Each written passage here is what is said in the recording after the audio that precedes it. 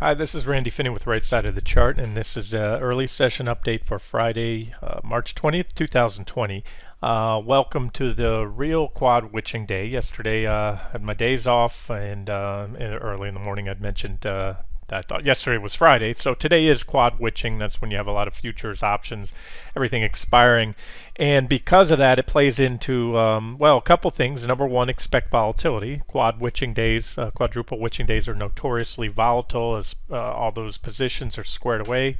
And The other thing is, it has helped support. My obviously I've had over the last week a bullish bias on the market. Starting with that false breakdown bear trap scenario, which was even laid out in advance before it happened as a possibility, something to watch for. And then when it did happen, that's when we that marked the bottom. That was right here. That was 10 or 11% ago. We rallied from that point about 10% to today's high. So what I want to do is talk about just today near-term stuff, long-term stuff, and asset allocation. I'm going to take a little time to do this video, but what I'm going to do is just kind of go over all the major asset classes, because I'm sure a lot of people are wondering right now, where should I have my money? As I continue to say, probably the best, or at least one of the best bets out there is cash and a money market fund. This is still an evolving situation. Let's see how it goes. There's nothing wrong with putting your cash 100% even. I'm not going to advise anybody on what to do, but in a 401k, or whatever options you're going to have, there's always a money market type or stable asset value fund, which is usually a brokerage money market. And if that's one of your options, there's nothing wrong with that. The way I view it, if you did that in the last few weeks, let's just say hypothetically you were cash, you're worried about this market for a while, and you moved into cash earlier this year. You've just averted a 30% drop in profits. You have $1 million in your 401k. You avoided losing 300,000. So you're ahead of the pack. In fact, you're ahead of anybody that's been in the stock market fully invested for the last 3 years. And rode this whole thing out. So that's, more into that repeatedly. Stocks tend to fall a lot faster than they rise, and there's a great example. So going forward, is it still the best place to be? I think for some of your money until this, till we have an idea, till we see some type of stabilization or abatement, and not just the virus itself, but really the impact that it's having on the economy. That's the bigger thing here. So let's dive into the charts, and I'll talk about near-term and longer-term stuff. Okay, so today, as I said, quadruple witching days are notorious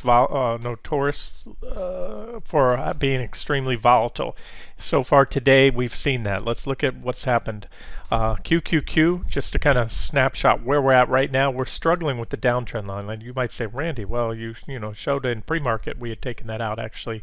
Remember, there's two different pictures QQQ is going to paint. There's the pre-market and after-hour trades and the regular session. If I go here, turn back on the pre-market trades, it moves that trend line, so it actually moves that up for some reason when I do that. But you can see we hit that 185.46 target.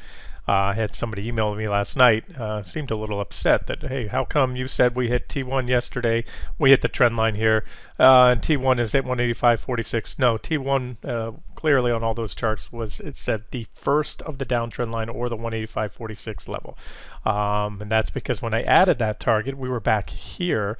Let's turn all the lines off again. But before I do that, let me just show you, speak to the volatility here. So today, from the pre-market highs, we're right at that. And again, that was still a target. It wasn't the first target anymore because the trend line came in first and was hit yesterday. But we had the 185.46 is still a very significant level, and so that was hit pre-market, where the odds for a reaction or pullback were likely. And we've dropped from there. This chart's kind of a bummer here. Here we go. We can measure it out here because you have these erroneous candlesticks that really, that's not where the market or where QQQ went. This is it right here. So that was a drop of 4.62%, a fade off this morning's highs. And that's just run-of-the-mill for the volatility lately. So again, if you don't know what you're doing, stay out of this market. Today, certainly, there's going to be volatility. If you're very quick and nimble, I've given you levels an active trader can trade off of. But if you're not a very active trader, I can't think of a better day to take off, kind of regroup, whether you've had a good week, a good couple weeks, or a bad week, or string of a bad few weeks here. We're heading into a weekend. There's a lot going on. I'm going to get to that in a minute. But this is it. From a technical perspective, here is QQQ. And we're up 2%. Now, even with that give back that we've had, we're still up right now 2% on the day. And I wouldn't surprise me at all. I'm leaning towards more upside. Maybe another run at that 185.46 level. But not sold on it. And the most important thing before I leave this chart, as I always say, resistance is resistance until and unless proven otherwise. So now this is more important than pre-market stuff on QQQ, because at 9:30 a.m., as I like to say, all the players step onto the field. When you're pre-market trading after hour session, you don't have the biggest of the big institutions because they cannot maneuver. There's not enough liquidity. They're not actively trading. That's why you see a huge move in the markets at 9:30 a.m. and right up to 4 p.m. as positions are squared and all the players step onto the field. So this is the most important thing right now, and to just leave it here, QQQ is at resistance, and we're either going to pop it or be rejected. If we're rejected, we could go lower, but what's leaning me towards even more upside, and what's kept me, despite the god-awful deterioration in the fundamentals in the economy, California putting a lockdown on. That's California, I can't remember the stats, but their economy is, I think it's like the world's 6th largest or something. I don't know if they're larger than Italy, but they're it's a darn big economy, and this kind of stuff is going to continue to have fundamental impact on the U.S. economy. However, so Randy, how can then you be bullish with a bullish bias over the last week? Well, it's very simple. I've talked about it many times lately, and this is it right here. Mr. VIX. Everybody was as bearish as they've ever been in years. Again, as bearish as they've been since the meltdown in 2008. And what happens when everybody is short or selling, panicking, selling, and you have a tremendous amount of short interest on the market and a tremendous amount of put buying? No matter how awful the fundamentals, it puts a floor, at least a temporary floor, and that's what's happened this week. Whether that temporary floor lasts any more beyond this point, I don't know, but it has lasted all week with this extreme move in the VIX, and it could lead, especially with today being quadruple witching and all those put contracts expiring and all the futures contracts expiring and everything like that, it could lead to more position squaring, which in turn goes to buying. When you have extreme, put buying versus call buying, that tends to be a net bullish event for the market. Okay, and speaking of the VIX, it's down 20% or so today. Somebody just asked yesterday, Kyle Husky, congrats, had mentioned being long the VIX, I believe, or asking about whether it's, maybe whether it's a good trade or not. Am I looking into it? Yeah, I'm looking at the VIX, but for a short trade, that would be the next trade on, is what I said. We had an official long on the VIX. We hit it just a few weeks ago. We gained, for a 65% gain. That was an official trade, closed it out. Yeah, and in hindsight, if we want to play the hindsight game, which I don't like to do in investing and trading, just move on to the next one. But yeah, I should have pulled the final target and left it on as a runner trade, because clearly I was bullish. We were still short QQQ, or I can't remember at the time whether we were back into that short trade or not. But the long-term, the case or the intermediate outlook was bearish. But either way, so what I said is the risk reward. This is again yesterday under that post here. The risk reward for entering a long position on TVIX here is nothing short of abysmal. No way, doesn't mean the VIX can or won't continue to rise. It simply means the potential for additional upside gains is dwarfed by the risk of a sudden and extremely large gap down in TVIX. Quite likely one that kicks off with a big gap down. So dwarfed by a large and sudden drop is what I was saying in TVIX, and possibly a gap down. So this time and going forward, the next trading opportunity I see in TVIX will be to short it. And anyways, so I went on to say, there was really no evidence, any sell signals. But if we look at that today, Here's TVIX down 23%, and actually from yesterday, that was early yesterday. There's the 19th. That was we're down. TVIX has now lost 50%. So that's hopefully, even though we don't have a trade on this because it's very risky to short TVIX, but you could have shorted it with a stop above. Either way, 50% return, and most importantly, hopefully that helped that person or anybody not buy the VIX at this level. This is again when you want to be shorting at these extremes, or at least don't buy. You don't have to short it just because it's up there, but there's what happened. You would have lost half your money. Do the math on any amount of money you put in. That's a 50% drop since yesterday. So one other option. Now I don't. Again, I'm not adding this as an official trade, but I've mentioned it, and I actually 3 days ago, I started putting money back in. I had a position of this as a hedge. It got too underwater. I let it go back here somewhere and bought back in.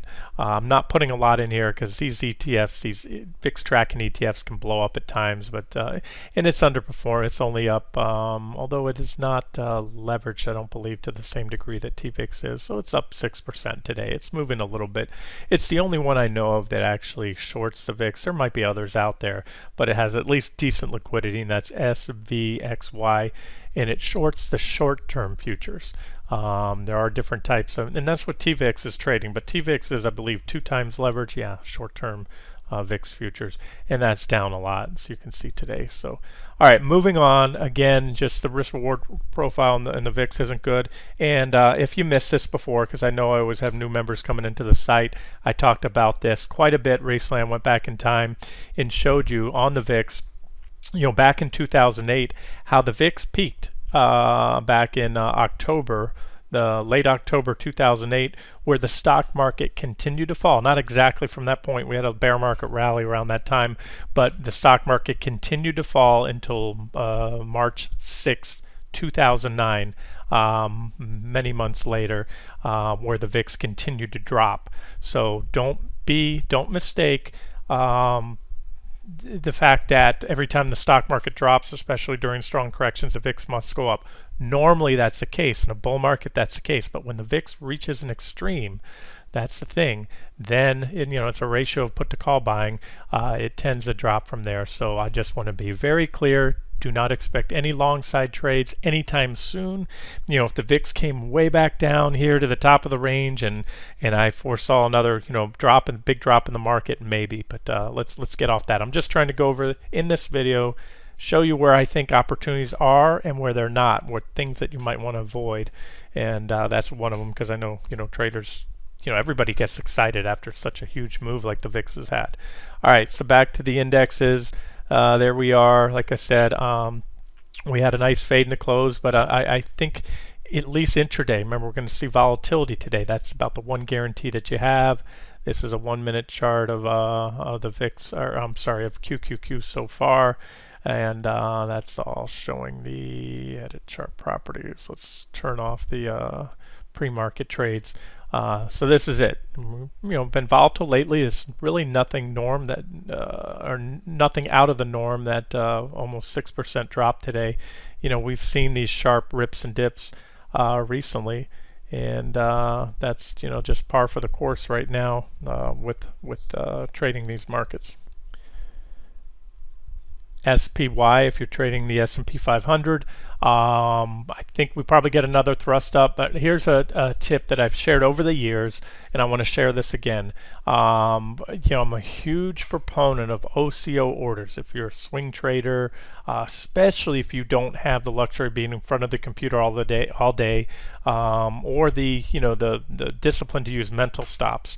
An OCO order is simply, it's 2 orders that are tied together. You set at your broker. One cancels the other, and so you have a sell limit order. So let's say on SPY, you have a sell limit order on the upside for your price target, and then a stop loss wherever your stop is.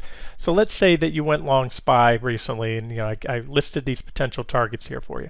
You were targeting T1. The downtrend line is still resistance, but T1 was actually hit this morning. So we go here, and I put out a chart there, show the data, and boom, there it was. So we went up and hit T1. Remember, these are unofficial targets. By unofficial means it's not an official trade, so I haven't adjusted these down. Unofficial trades, I always set the sell limit slightly below the actual resistance level, or the price target. That is, I set below the resistance level because the buyers may step in early, so you want to adjust down, and that's where we came very close, and so that's where a price target would have been, somewhere shy of that level. Especially with these volatility. And you can see that we also hit, well, that downtrend line gets moved. I don't know why this program does that. When I go back to the regular session trades, you can see that the trend line fits properly right on these candlesticks here. So you have 1, 2, 3 reactions.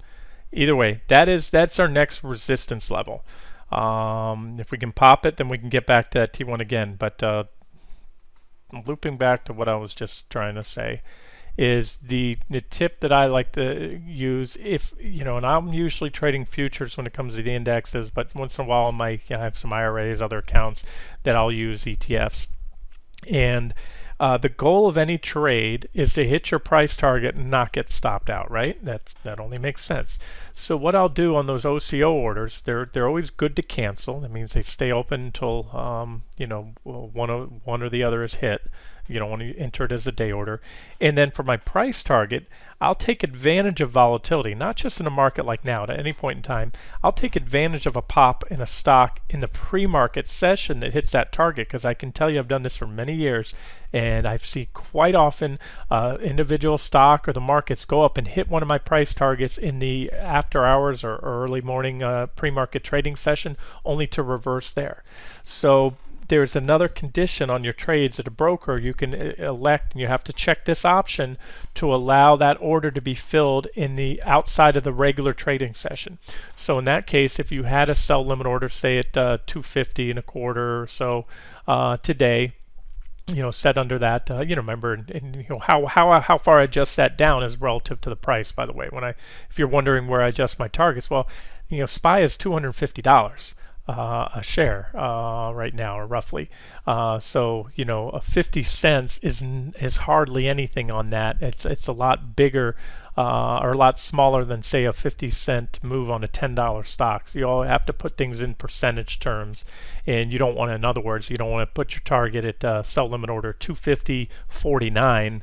If you're looking at a resistance level of 250.41, you want to go down quite a bit more. And then, so you want that order to be set to fill in the outside of the regular trading session, and you would have gotten out of that today and sidestepped that give back so far in profits. And likewise, on the flip side, I don't set my stop limit orders because the pre-market, after hours trading session and pre-market, it's kind of like the Wild West. Things swing around crazy. Sometimes there's a order filled quite a bit away from the price because it's pretty thinly traded out there. So I don't want my stops vulnerable to that noise, and I will not set the stop loss order allowed to be triggered outside, only in the regular session. And so I find that every now and then you get a pleasant surprise that you get filled at a price target, only to see the market open up, back down below that level and never look back. All right, so let's move on to the next one. NASDAQ 100 futures, to keep things short here, I'm really hyper-focused on this. I know I haven't put up a lot of charts on ES, so I'll get to that maybe in another video. But this is the one I'm watching. So today we broke out. We hit T1 once again. When I say T1 hit, I first put it down here. We hit it here. We hit it here.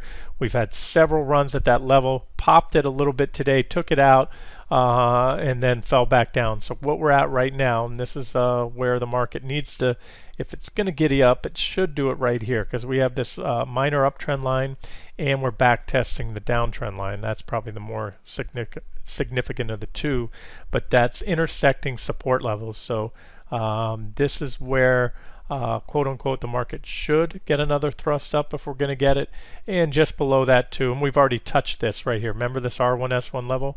We've had a lot of reactions off there, and if you zoom in real tight, you can see once again we did today. I think I mentioned that this morning in the update, some pullback targets. So there it is, right there. You can see that candle here pulled back there.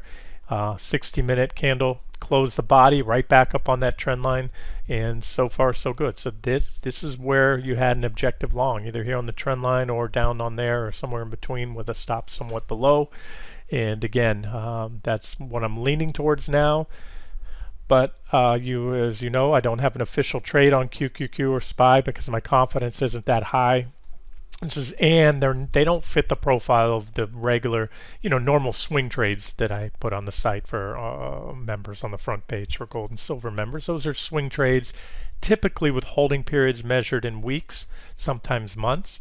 Occasionally those trades will hit our target within just a couple days or so, especially in a volatile market like this. So remember, swing trading right now, even trend trading, is like trading in a normal market with the fast forward button on max. So we're having some of our trades that hit our targets the next day, sometimes even the same day. But again, I know a lot of you don't have the time, the experience, or the skill sets to manage this, in such a fast-moving market. So I'll share these unofficial trade ideas, what I'm seeing, and then when I have one that I, have a fair degree of confidence on, like our recent LQD short, the QQQ swing short we had, the long QQQ long before that, which was also successful, and a lot of other trades recently.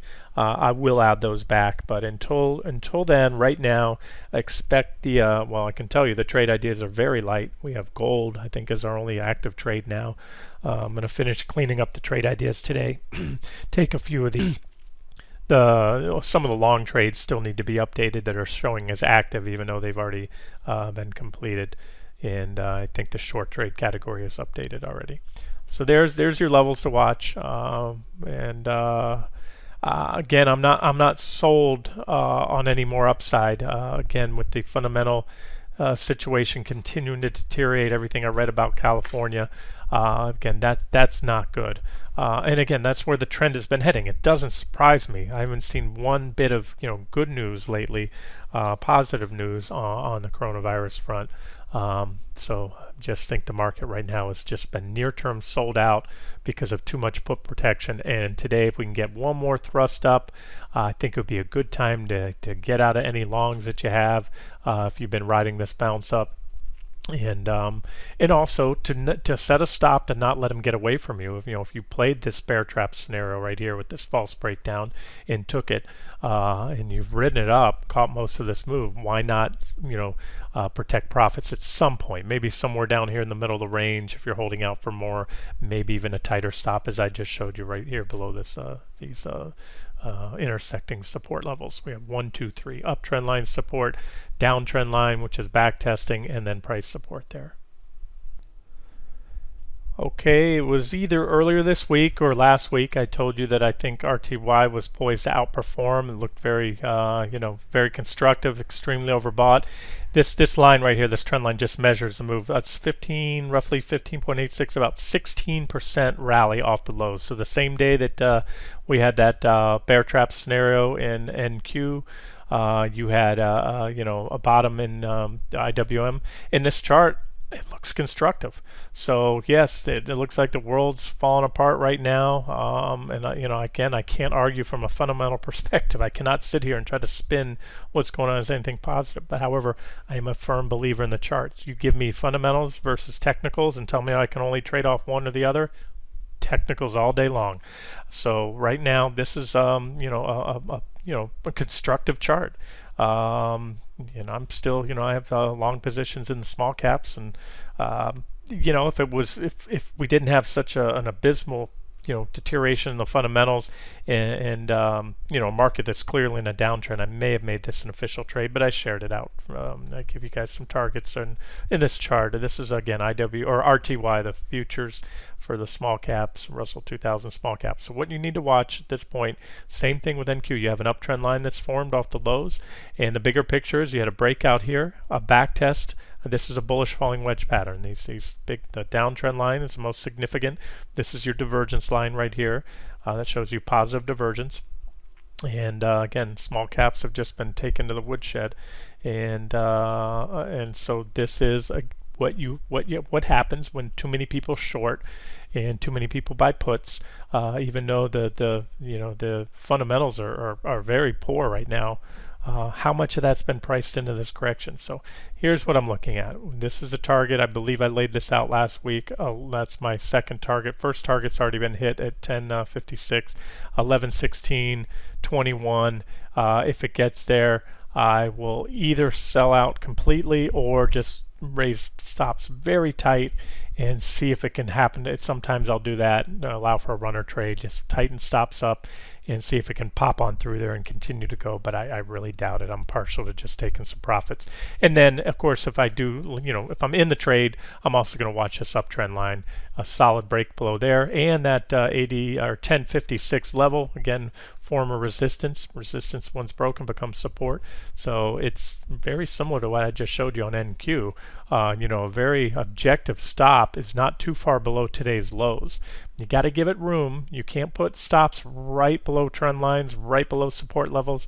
Why? Because when the market's swinging up and down 5% plus a day, it's going to have those what I call momentum fueled overshoots. The volatility is so high, you're going to spike through support and resistance levels only to shoot back up and close those 60-minute candles back above there. So if you're trading off the 60-minute time frame and you see a solid 60-minute close below a level, then it's most likely that level has given way and you'll probably see more downside.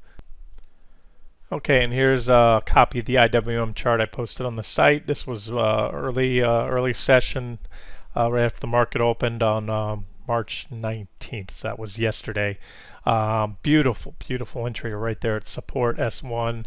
And resistance 1 there at 104.24. T1 is a downtrend line. Then T2 here at 111. Let's look at where we're at now. Again, we were at 96.41, and that line got somehow dragged. Sometimes when I click on these, if I grab it, it drags it.